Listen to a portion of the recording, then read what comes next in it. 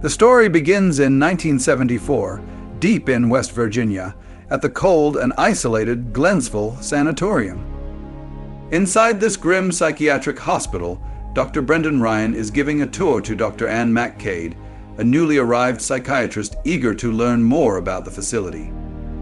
As they walk through the bleak and echoing halls, Dr. Ryan introduces her to the most troubling patients under their care. Among them are three disfigured brothers, whose appearance is both shocking and unsettling, for their twisted features reveal the cruel marks of inbreeding. Dr. Ryan explains their disturbing history, while Dr. McCade studies them carefully, yet she is unaware of the danger they truly pose. During the visit, one of the patients suddenly reaches out, grabs Dr. McCade's hair, and yanks out her hair clip. She barely notices the loss, but the act is far from harmless.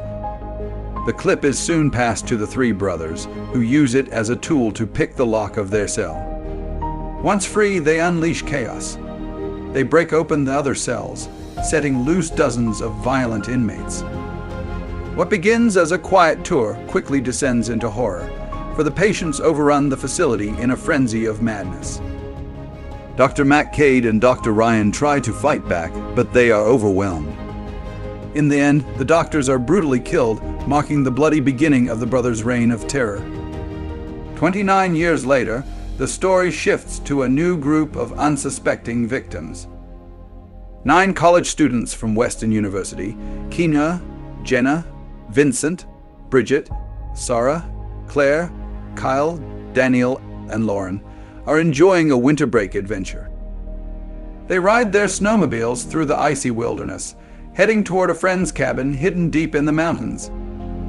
Their spirits are high, but their fun quickly turns to concern when a fierce snowstorm rolls in.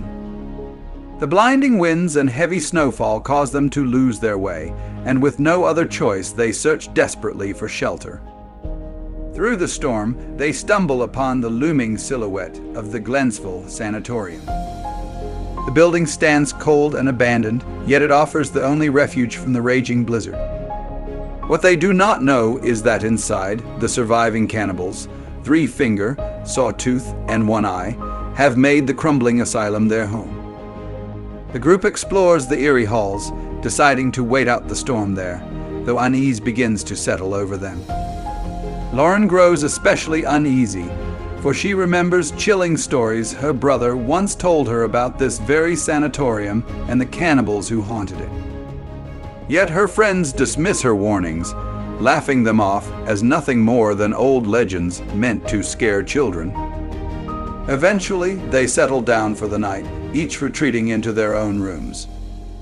Later, Vincent is awake and talking quietly with his girlfriend Jenna, but when the conversation ends, he decides to wander. Elsewhere, Bridget and her girlfriend Sarah share an intimate moment, unaware that Vincent secretly spies on them before leaving again to roam the asylum's dark corridors. As he explores, Vincent stumbles across something horrifying: the frozen corpse of Porter, a man who had disappeared earlier. Shocked and terrified, Vincent tries to escape, but before he can, Sawtooth ambushes him and kills him mercilessly. By morning, the storm continues to rage outside. The friends notice Vincent's absence and set out to search for him, only for Jenna to witness a nightmare. She comes across the cannibals as they butcher Porter's body, and panic overwhelms her. Then she races back to warn the others, and fear spreads quickly. Later, the group discovers Porter's severed head, confirming Jenna's story. Before they can react, Claire is suddenly ensnared by barbed wire that tightens around her throat. Then the cannibals lift her violently toward a balcony as her boyfriend, Kyle, watches helplessly. Her screams echo through the asylum until she is killed brutally before his eyes.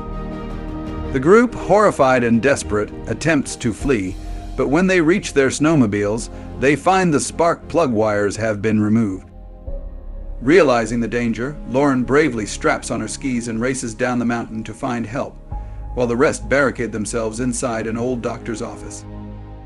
Later that night, Sarah, Daniel, and Kyle gather their courage and decide to search the basement for anything they can use to defend themselves.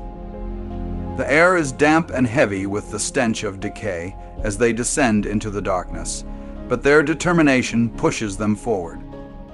To their relief, they discover an arsenal of old knives, surgical tools, and rusted instruments that can serve as makeshift weapons.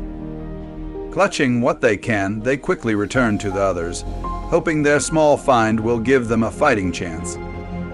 However, their relief is short-lived. On their way back, the cannibals ambush them and capture Daniel. His terrified screams echo through the asylum's halls, piercing the silence and drawing the rest of the group into a frantic dash to save him. They run toward the sound, but by the time they arrive, it is already too late. In a moment of horror, Kyle watches helplessly as the cannibals feast on Daniel while he is still alive. Fueled by rage and grief, the survivors fight back. Together, Kyle and the girls manage to overpower the cannibals and force them into a cell, locking them inside. The group argues about what to do next. Jenna, trembling with fury and disgust, insists they should kill the monsters while they have the chance. Yet Kina refuses, warning that if they stoop to murder in cold blood, they would become no better than the cannibals themselves. Reluctantly, the others agree, and they decide to leave Kyle behind to guard the prisoners while the girls set out in search of the stolen spark plug wires. Exhausted from the ordeal, Kyle eventually drifts into a restless sleep. While he is asleep, the cannibals seize their opportunity, and using Dr. McCade's forgotten hair clip, they unlock the cell door and launch a brutal attack on him. Meanwhile, the girls, unable to find the spark plug wires, abandon their search and return to the doctor's office. In the darkness and panic of the night, they mistake Kyle's approach for one of the cannibals. Acting in fear, they stab him, only to realize too late that they have killed their own friend. The survivors soon realize with fear that they are trapped inside the asylum. They know that they must find another way out. Thinking fast, the girls break a window and start digging through the thick snow outside. Their only chance is to make a small tunnel to escape before the cannibals notice what they are doing.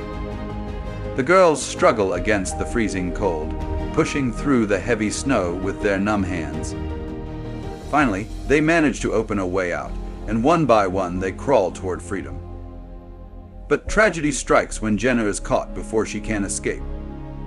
Screaming and fighting, she is dragged back and killed brutally, leaving the others terrified and unable to help her. With no time to mourn, Kenya, Sarah, and Bridget run into the snowy wilderness. They race across the ice, but the cannibals chase them on stolen snowmobiles, quickly catching up with frightening speed. In the chaos, the girls become separated, their voices lost in the storm. Alone and helpless, Bridget is cornered, and the cannibals kill her savagely. The next day, Lauren, who had risked everything by skiing down in search of help, is discovered frozen to death in the snow, her body lying still and lifeless beneath the pale morning light.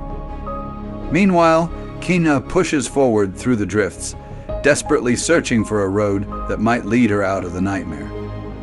But just as she starts to feel a small spark of hope, one eye suddenly appears on a snowmobile. The engine roars loudly as he charges straight at her. At the last moment, Sarah rushes in and strikes with determination. She slams into one eye and knocks him off the snowmobile, giving herself and Kenya the chance to climb aboard. Together, they race across the icy wilderness, hearts pounding as they cling to the fragile belief that freedom is finally within reach. But their escape is cruelly short-lived. As they speed forward, the snow conceals a deadly trap. A strip of barbed wire stretches tightly across their path, and in a single brutal instant, both girls are decapitated. Their journey ends as quickly as it began, leaving only silence behind. Soon after, Three Finger arrives and, smiling with dark satisfaction, he picks up the severed heads and places them in the back of a waiting tow truck. The brothers gather together again and drive away into the snowy road, leaving the mountains forever stained with blood. Thank you guys for watching.